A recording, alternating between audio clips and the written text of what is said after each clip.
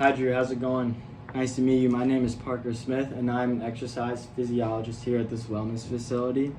Anyway, let's get right into it. I apologize in advance. I'm going to be going back and forth between you and some notes on my computer, so just bear with me. First off, I'm going to start with the not so fun stuff, which is the cardiovascular disease risk factors. Starting off with your age, you meet the criteria for this risk factor as you are a 47-year-old male. The cutoff is 45 and older for males, so that meets the criteria. Your BMI or your body mass index is 127. Your at-risk profile is greater than or equal to 102, so you are at risk for that. A big risk factor is your PA. You reported no report of PA, so that is a risk factor. Heart rate and blood pressure are normal, but that is due to medication, which is aiding your heart rate and blood pressure, so that is a risk factor as well. You're also on the pre-diabetic track, with fasting glucose levels over 100 milligrams. We also want to try to get you off that blood sugar medication as well as the heart rate and blood pressure medication. Lastly, your family history is also, it meets the criteria. Your father was diagnosed with diabetes in his 40s and he also suffered a non-fatal heart attack. So those are all criteria fitting for CVD or cardiovascular disease. Now, according to the pre-participation health screening algorithm, we are using this to gauge in where you need to be started at. So, noting that you have no reports of PA, you are recommended to get medical clearance by a primary care physician. That is up to you if you would like to do that. All they're going to do is recommend a intensity for physical activity as to not harm you and not push you too much, since you are not reporting any times of physical activity.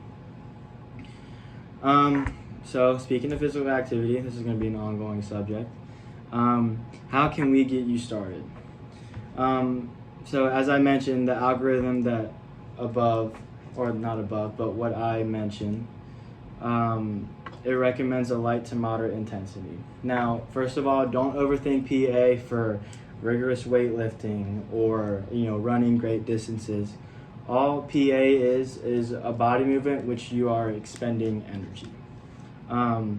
Overall, we're trying to reduce sedentary time as much as possible.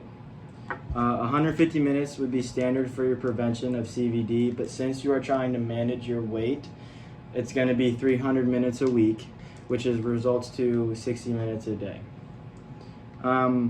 This alone is going to lower your risk of coronary heart disease by 20%.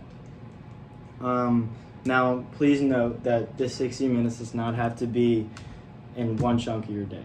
It can be implemented and, put in intervals throughout your whole day based on how your day-to-day schedule is. Like I said, it's important to know that this is not going to happen overnight. I'm not going to kick you out of here and say, hey, 300 minutes starts this week. It's going to be a gradual increase because I want to make this enjoyable for you as possible. Reducing sedentary time. I'll give TV for an example. TV is a pretty simple example. We want to reduce the sedentary time. Some people get carried away with watching a lot of TV. So I would recommend you maybe setting a timer. Let's say 30 minutes you're watching TV, timer's up, you're getting up and you're maybe walking or just implementing some form of PA time. What else?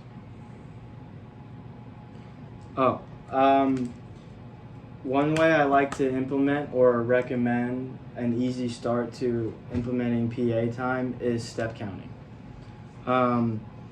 we recommend, or we are recommended, that you achieve 10,000 steps a day. Now, of course, this is not going to happen over time this will happen over time, but it's not going to happen tomorrow per se. Since you report no time of PA, it's going to start small. Implementing this is going to take small changes in your lifestyle.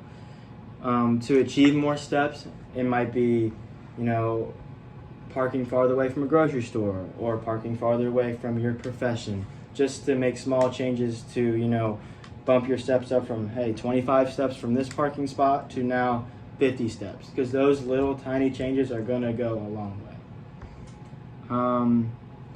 As far as tracking your progress, there's tons and tons of apps on mobile devices that you can keep track of your weight and your step count to keep yourself in check and accountable. If walking gets boring, if you have access to a swimming pool, swimming is low impact and targets more muscle groups, which in turn burns more calories. I strongly encourage you to seek a dietitian, because nutrition goes hand in hand with what we are doing with as far as lifestyle. As an exercise dietitian, I can't give you nutrition advice, so I would very strongly encourage you to see a dietitian. Anyway, to sum this all up, I would say I want to make this transition as smooth as possible, but this does require a lot of hard work, and it might even require you to step outside your comfort zone at times. I'm also here to tell you that you're not alone in this process. I am here at your disposal, so whatever you need, questions, anything, I am here. This is what I love to do, so please, I am a resource. Anything that you want to ask, don't be hesitant to ask. Thank you for coming in.